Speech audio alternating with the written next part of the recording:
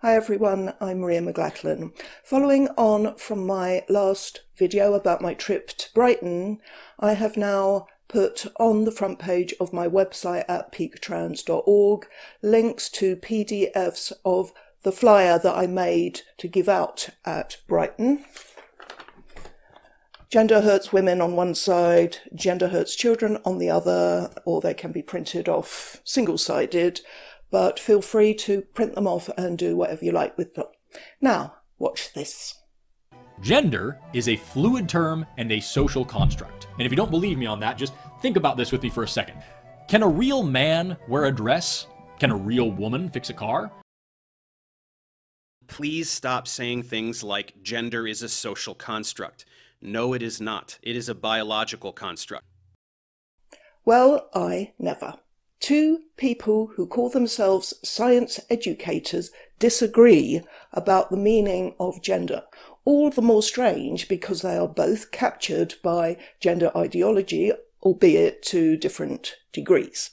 A few people have suggested I react to this video by Professor Dave, or to use his full academic title, Dave Farina. I know King Critical has already done a response to it, but that was a while ago and I don't remember what he said in detail. He always does a lot more detail than I do, and I always recommend his videos because he's great. I'm just going to pick out a few bits to highlight what I think is his complete failure to make a convincing case for gender identity. To be fair, he does follow that bit of him I've just shown with this. Gender roles are a social construct, that all men must be this way and do these things, and all women must be this way and do these things. That is a social construct. So the disagreement may be more over semantics, and hopefully we'll get a really clear explanation from Dave as to what exactly he means by gender, as opposed to gender roles. The video is called Professor Dave Explains, Let's All Get Past This Confusion About Trans People. I'll say up front that I do think Dave Farina has more right to lay claim to calling himself a science educator than does Forrest Valkai, because at least Dave did spend a decade teaching science at high school and college, and he has a master's degree at least. Okay, let's jump in. Everybody seems to be furious about trans people. Half of us are furious that they exist, and the other half are furious about what the other half is saying.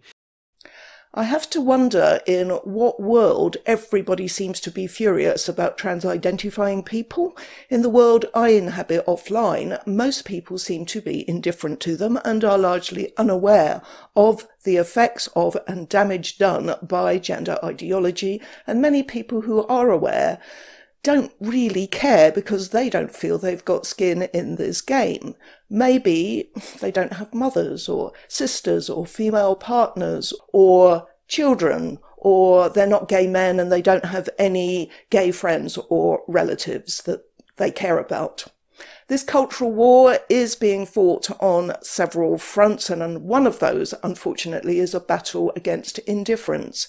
People who consider themselves progressive and who are absolutely prepared to make a stand against racism and against homophobia and for disability rights just don't get how serious this is, especially for women and for children.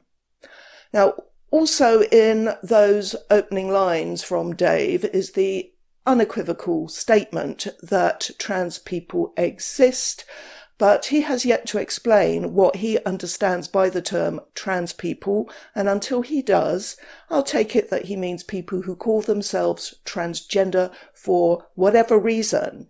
And frankly, I think there are very few people who are furious that such people exist.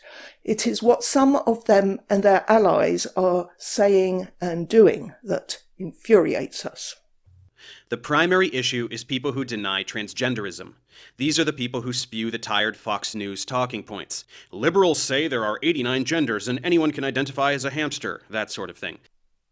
No, this is a disingenuous claim. In fact, saying something negative about people who deny transgenderism ahead of examining any argument we might make is what's known as poisoning the well. I certainly don't spew Fox News talking points, and I don't think you will find accomplished academics, writers and speakers like Sheila Jeffreys, Kathleen Stock, Julia Long, Jane Clare Jones, Kara Dansky doing so either. There are too many names to reel off of the kind of serious feminist voices Dave should be listening to, together with the many articulate detransitioners who are now speaking up, like Sinead Watson and Keira Bell. Instead of implying that this position comes from a place of ignorance and as such can be dismissed as the rantings of conservative bigots, thus. It's a deliberate caricature of reality peddled by all the angry conservative dudes popping up in my feed lately who claim that nobody can define a woman. No, you're the one doing the caricaturing, and none of us is saying that nobody can define a woman, but many a Kool-Aid drinking wokester has shown that they can't or won't do so publicly, probably for fear of being denounced or even destroyed by the hateful cult that promotes gender ideology and wishes death on everyone who won't pander to them. Sex and gender are different words that refer to different things.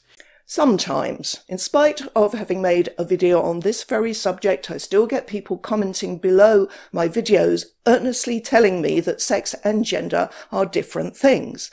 I also get people insisting that they are the same thing, or harking back to some golden age when they believe everybody thought they meant the same thing. In fact, the word gender has had different meanings, different usages since forever, but most importantly in the last 60 years. Leaving aside its use as a way of categorizing nouns in certain foreign languages, let's take a moment to look at the other ways in which it is used in the present day. And for this task, I am turning to Kathleen Stock's book, Material Girls, in which she says the word gender is nowadays used in 4 different ways. The first, obviously, is as a synonym for sex. The second is referring to social stereotypes, expectations and norms of masculinity and femininity, depending to some extent on one's culture. Can a real man wear a dress? Can a real woman fix a car? That is what we mean when we use the terms gender conforming or gender non-conforming. As I've said before, I don't use the word gender, but I might use terms like gender conforming or gendered to mean socially constructed ideas of what is appropriate depending on sex, as in clothing, hairstyles, names, and certain occupations and interests.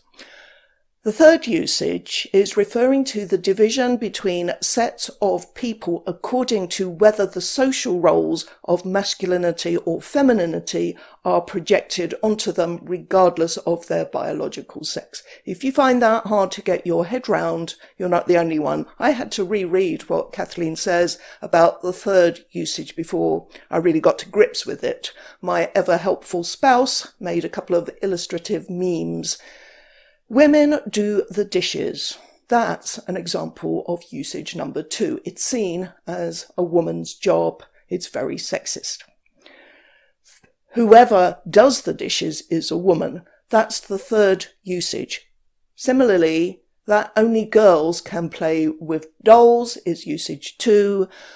Whoever plays with dolls is a girl is usage 3. Both of these usages are in conflict with old school second wave feminism, which wanted to break down stereotypes. Obviously, the third usage is particularly relevant to transgenderism, as is the fourth usage, which is a shortened version of the term gender identity to refer to a sense that you are male or female regardless of the sex of your body.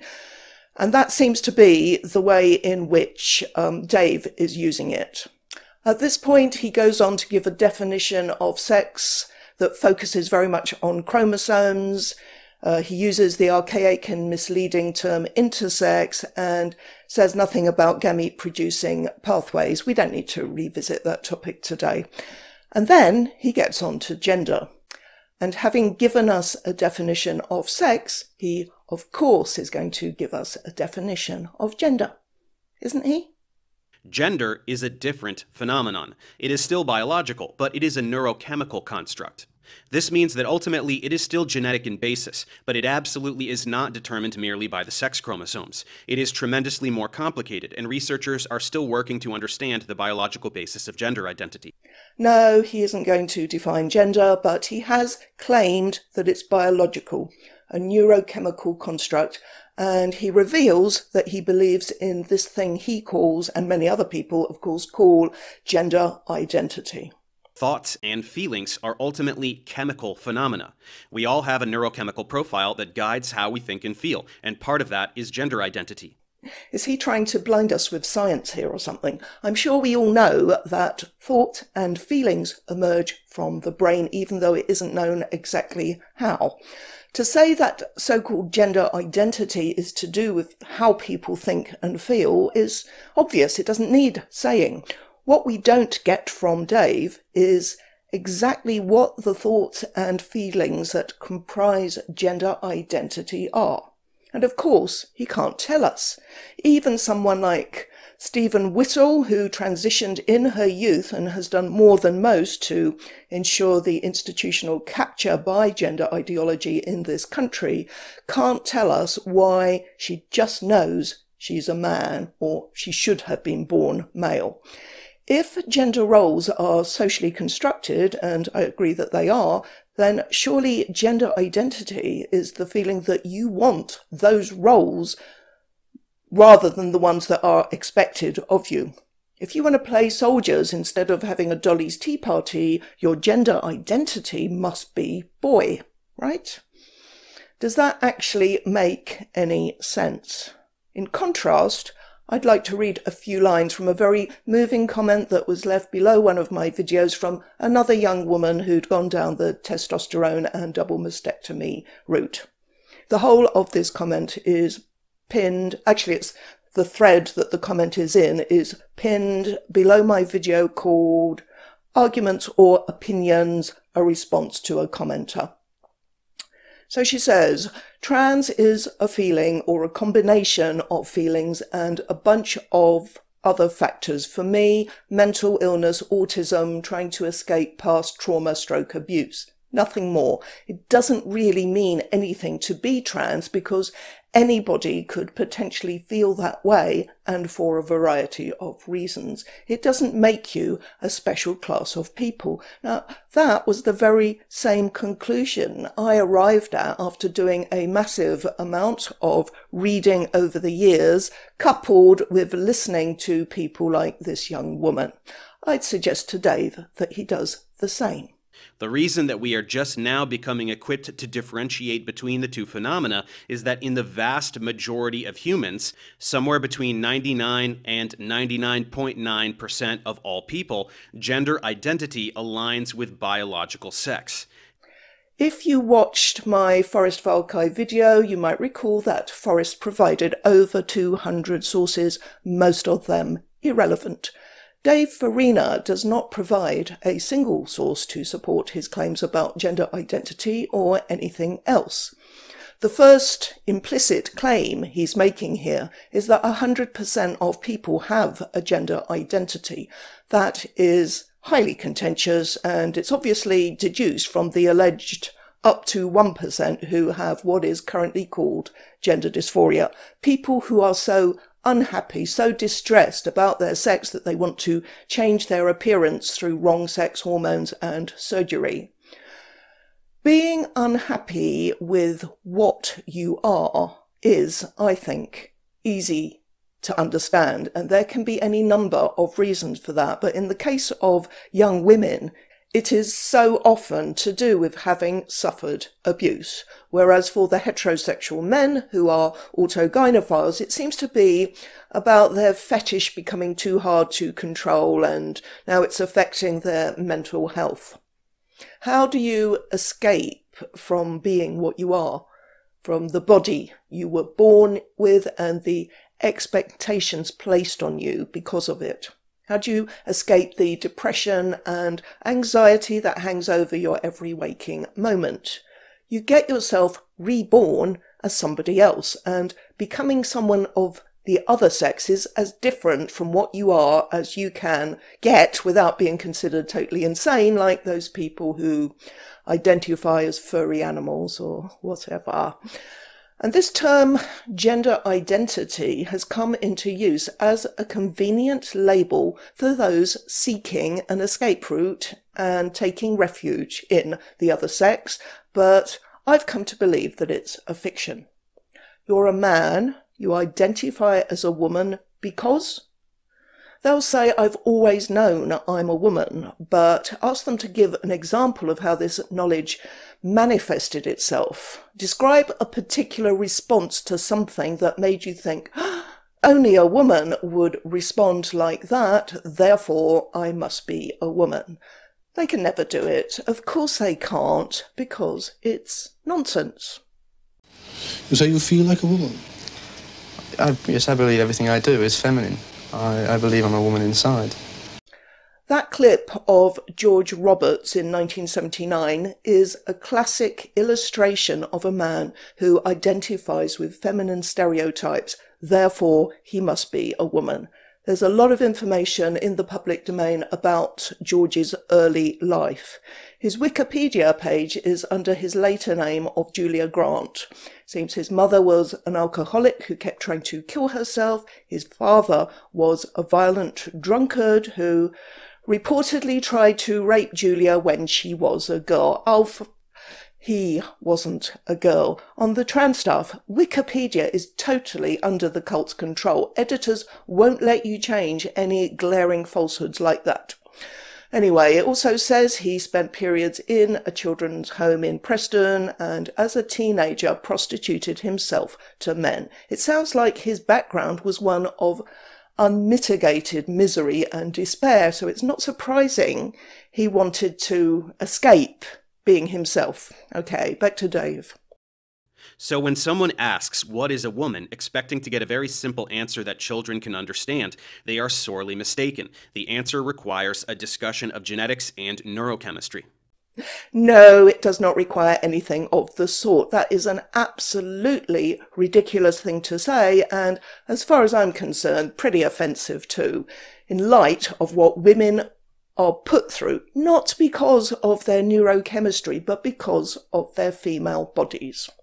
Now, it may be that Dave has drunk the Kool-Aid or enough of it to honestly believe what he is saying, but if he does, then he should understand that the burden of proof is on him to give definitions of the words man and woman that are meaningful, coherent, and non-circular.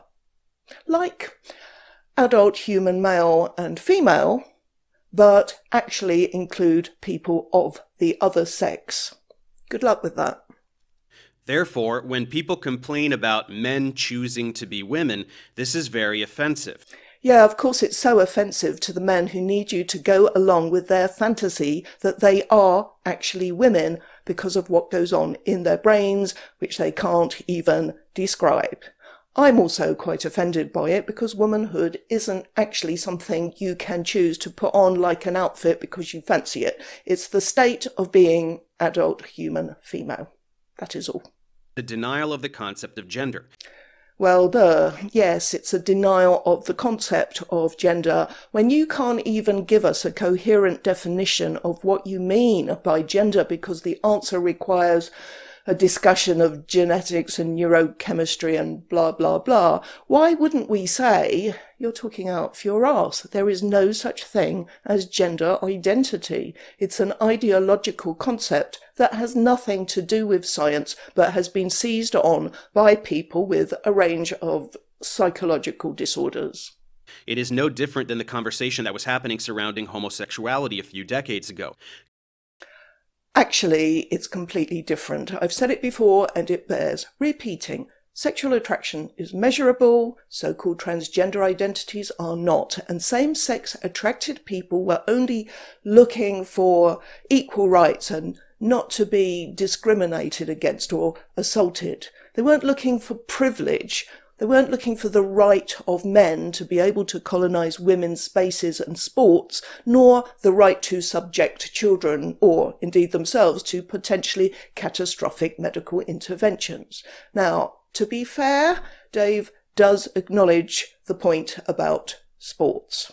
Regarding the controversy with sports, trans women who have gone through puberty as males, experiencing the dramatic hormonal changes characteristic of any sexually dimorphic species, objectively have an unfair biological advantage over female athletes. People who say that trans women have an unfair athletic advantage are absolutely correct, and to deny this makes any objections to transphobia totally meaningless, because you are refusing to acknowledge what trans people are. There is a reason that men and women do not compete with one another in almost any sport, so if you are a fan of sports, try to respect that.